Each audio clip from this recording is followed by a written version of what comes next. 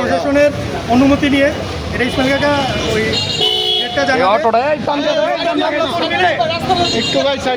আমরা বৃহত্তর কমলাপুর মিলে প্রশাসনের নিয়ে সহযোগিতায় আমরা বসবো এবং এটা কি করা যায় আর এই কমিটিটা পুরো কমলাপুর নিয়ে কীভাবে আগানো যায় আমরা আগাবো। আর আমাদের আশেপাশে যারা ব্যবসা করতেছে তারা এর মধ্যে যদি শুনে থাকেন আপনারা অবৈধ কোনো ব্যবসা করলে আজকের থেকে বাদ দিয়ে দেন, কারণ আমরা যদি আপনাদের কাছে এরপরে কোনো অনৈতিক কার্যকলাপে ধরা খান এর জন্য আমরা কিন্তু কঠোর হাতে দমন করবো এলাকাবাসী।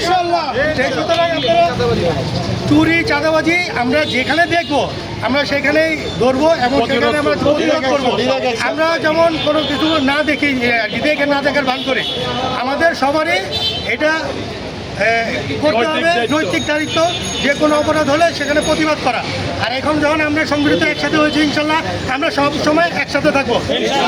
আর এর মধ্যে আমরা আমাদের সামনে কার্যক্রম যেটা এর আগে জানানো হবে, কিন্তু পরের শুক্রবার পরিজামিল জামে মসজিদে আমাদের দক্ষিণ কমলাপুর অনুষ্ঠিত হবে। আপনারা সবাই থাকবেন এবং সবাইকে জানিয়ে দিবেন।